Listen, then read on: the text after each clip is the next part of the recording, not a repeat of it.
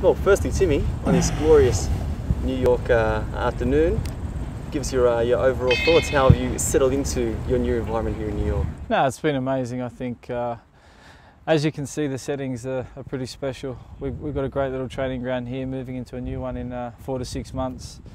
The stadium's first class. I think they've spent over 300 million on it. So the facilities, the football, the lifestyle, I couldn't ask for any more. But in this stage of my career, feeling great, and we're doing pretty well here at Red Bulls as well. And on your Red Bulls form, you found the back of the net early on in your career here, and the team's looking headed for the playoffs. How are you finding your personal form at this stage? No, I'm really happy. I think I played a hell of a lot of games since I signed, for the Red Bulls, and it just seems to be an integration and just to play as many minutes and not miss any training sessions. And I think with the sun, your body feels amazing, and also playing international games as well. But it's been a good integration. I think here they work a lot on the goals and assists and things like that, and it's been different. I think embracing the national anthem before the game, the entertainment side of fireworks, playing away from home with full houses, 18, 20, 30,000, with none of your own supporters, which is really different, but also exciting. But it's an eye opener, and it's something for me that I'm so happy that I've made this transition, and I think I'm going to reap the rewards for it on every level. And you mentioned it there, they really do put on a show unlike many other sporting nations, the US, when it comes to the national anthem, all the pageantry that goes around their sporting events. If sum up for us, you can, the MLS is a league in terms of all that it offers off the field. Honestly, the MLS, I think, there's a reason why a lot of big players sign here. You look at the Premier League clubs, biggest teams in the world, come here. AC Milan, Real Madrid,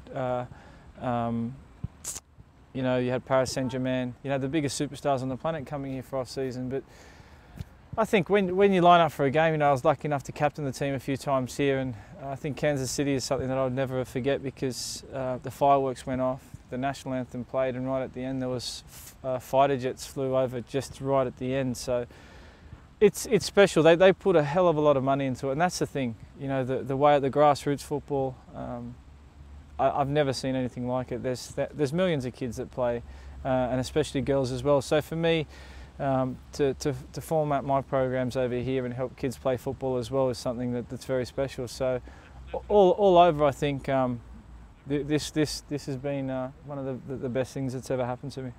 And New York, the city, you came from quaint circumstances in Merseyside to one of the, if not the biggest city in the world. What's it like living and breathing New York? I think when I first got here, I stayed in the centre of Manhattan for 25 days, and I was lucky enough to have Thierry look after me. Basically went to a lot of restaurants. He gave me the insight into the football club, and really give me a taste for the other side of the football side as well. So it's nice. The boys here are fantastic, but I live in a quiet area. My kids are in school, and I don't really have to worry about them hitting me with a ball, because some of them not very good at aiming, as you can see. But no, it's all good. I think for me, as long as my family are happy, kids are in school. I haven't really had the chance to enjoy the city. I haven't went and did all the sites and stuff like that. But my main element is to play football and to try and get to the playoffs and stay in the playoffs and do something special at this football club. On Thierry, obviously a legend and an icon of the world game. You've played with many legends and icons, of course, in the Premier League beforehand. But what sort of an impact has he had on American football and on New York? He is the face of this team. I think he's probably one of the biggest reasons why I signed. I had a chat with him, and even spending my 20 days here, breathing into it and getting used to it, I just took it. He took me underneath his wing, and we just run with the ball, and we made it happen. So it's been a good transition. But what he does for the young lads also. His experience in the game, and for me, I'm playing with one of the best players in the world, who's done everything. And I suppose for a kid coming from Australia, I've had all different aspects, from playing for Millwall, 8 years at Everton, a couple of World Cups. I think this is the reward when you work hard. You get to play for such a massive branded club, and also with the best of everything. So Thierry's a great player and a good friend and someone that's really looked after me. So you know, I really appreciate that a lot from him. And the MLS as a league, what can the A-League back at home learn from a league like this one, given that it's also it is Thierry who's pinned, right? Come on, TT. Hit me, man. What can the A-League learn from a league like this one, which, like the A-League, is a developing league in a new football market? I think it's hard because, you know, when you try and weigh things up, you know, the MLS is exceeding all boundaries on every level, from the facilities, the fans, the grassroots level, and their structure is working really well. The players that have come here, they've come here for a reason, you know, and the thing is a lot of players have had big options to move to Europe or stay in the Premier League and come to the MLS. But when they headhunt two of the biggest superstars on the planet in Thierry and David Beckham, then you know that's a great basis, because every kid idolises them, and you know that they're going to be a good product for the game, the way they carry themselves off the park and what they've done in their career and what they do on the park. So the A-League is a good league. It's progressing. It's fantastic to sign a player like Del Piero. I think that's definitely going to help. But you know, I think the A-League just needs you know, structure and hopefully work on the grassroots a lot more, and then see what they can do from there. As you can see, we've got a few funny guys as well on the team, which is always nice. Now just moving on from New York. Free shot, Billy. Go on, free shot. Look at that one, like a yes, ball. that's Dax.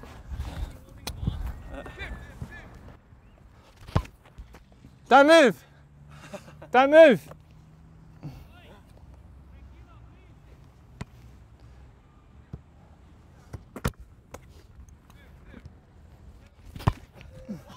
Don't move. What you got, Billy?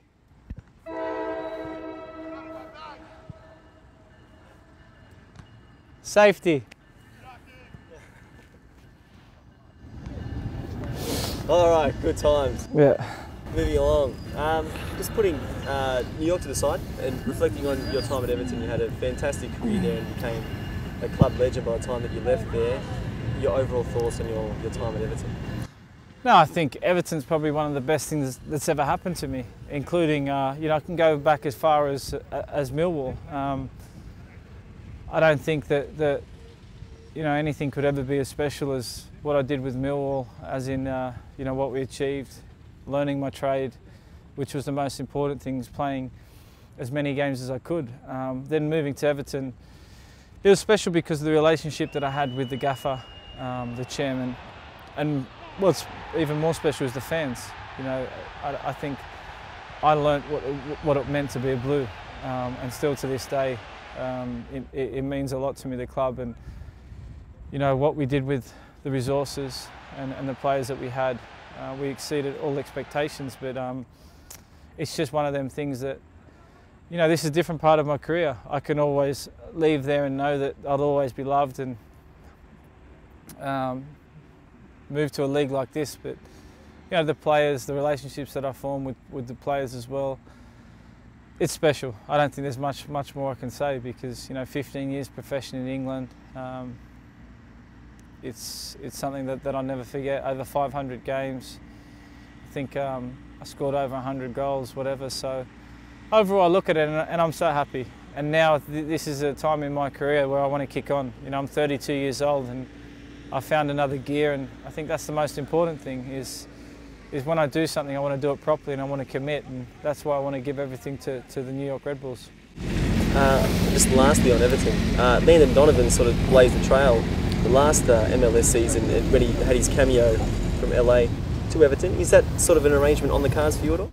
For me, I'm not thinking about anything like that. I think right now my main focal point is making sure we clinch the playoffs, and trying to do something here, and then if it fits, then we'll see, but if it's not right, then it won't happen. But I think there's always options, and the main thing is I never close the door on anything, but I just want to really do well for Red Bulls, because yeah, this is my bread and butter. All right. right now. It's our last segment, which is the Socceroos, of course. Unfortunately, coming off a defeat in Jordan, a lot's been said and written about that game. Give us your thoughts on the Jordan game. Nothing much really to say. It was an average game. I think we conceded 2 really poor goals. And when you concede goals like that, then you're not going to win games. And yeah, we had our chances and things could have been different, but you just got to have to take it on the chin and realise that we need to be a lot better. In the games before, whether it's warm-up games or whether it's, World Cup qualifiers, I've said it from, I think, last year, that this will be our hardest qualifying campaign, and people have been looking at me weird saying, what do you mean? I think 2 World Cups later, a few Asia Cups later, and the experience of playing against these teams, you know that they're getting better, they're progressing, and they're finding talent from everywhere. The Japanese, the Korean teams, all the Middle Eastern teams, and I just feel for us, this is the mark where there's no choice but to win, and there's no excuses. You don't beat Jordan because of a reason, because you play bad, not because we had an unfortunate penalty, and it's all down to ourselves. It's a collective team, and everyone looks around for other people to do something. But I feel as a professional footballer now, we need to look at ourselves and we need to, take responsibility, because there's not much coming through. And the main thing is if we're going to have to do it with the team we've got now, then we have to do a lot better. And defensively, I think that's where it's got to start. The Socceroos have been famed the last couple of years for their resolve, and for whenever they reach a bit of a trough, they bounce back, and they bounce back with aplomb. In this situation now, having come off that Jordan result, with 5 qualifiers still to go, how confident are you the team can rouse itself and do the job necessary? I honestly don't look for the next 5 games. I look for the next one. That's all that's important. I feel that sometimes you can look too far ahead and know that you can get X amount of points, but it starts from your warm-up games. It starts from your application, the way you're playing for your club, the way you take that into training, and to make sure when you come into camp that it's the last thing that's on your mind is lose. I think the biggest thing for me is I hate losing, and I don't care what it's at, and I feel we need to find that bite and that spark from each other. And I don't really know what's been written about the Jordan game and about our form, but it's down to the players. It's simple as that. The manager's got the team to pick, he picks it, and the 11 that goes out, then they've got to be good enough. The combination, the way things work. And I feel now, there's no option but to win, and that's why these next 2 games, including the UAE and the game in Qatar, are vitally important to. We shouldn't really worry what people are saying, because there is 5 games left, but you get the 3 points and then you can just worry about the next game. Let everyone else do what they're doing, and we know that we need to finish in the top 2, and I feel that our focus 100% needs to be on 3 points, because anything less, then we could be in trouble. And you're now one of the more experienced players in the Socceroos team. 2 World Cups, 2 Asia Cups, and goals in all. Yeah. How do you see your Socceroos career at the moment? How much longer can you see yourself going? You know what? I always love to say I'll be there forever. The main thing for me is I'm just going to play every game as it comes, because I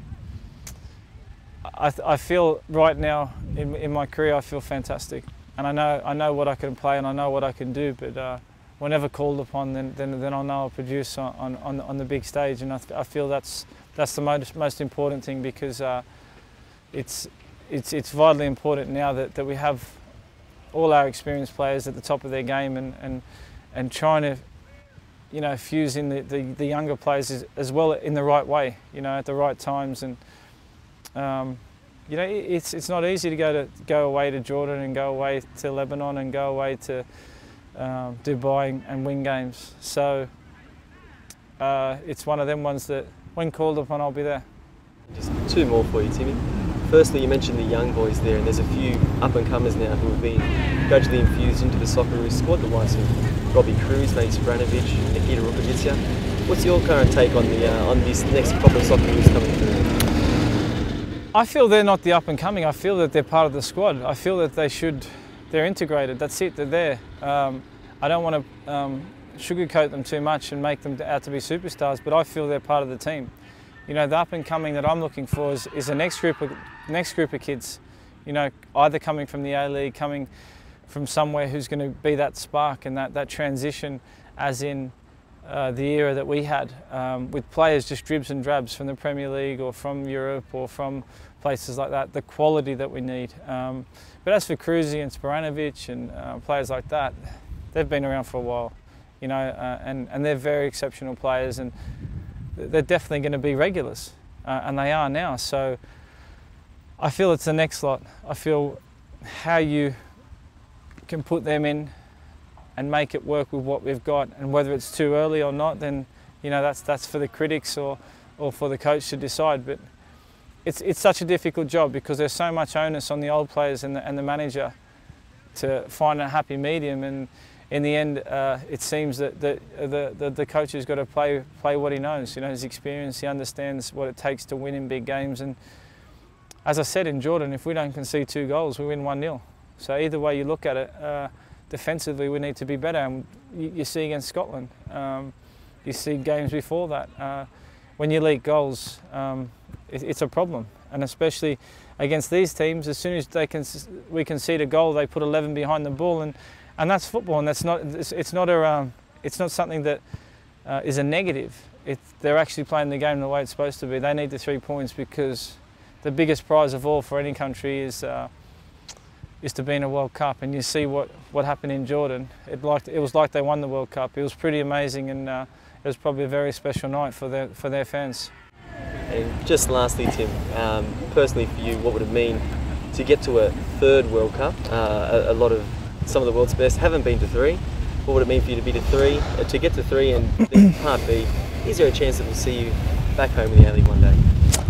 I think for me, you know, I've committed myself to the MLS. This is something for me that's really important. I think everything that I want to do in my career and what I want to do off the park, you know, really fits in well. I've tried hard in Australia to make things happen, but you know, it's stuff in grassroots that I'm going to try and change in Australia. But you never say never. But also playing in a World Cup, again, it's why I play football. You know, this is why I started football, because I used to watch it and I just used to dream about it.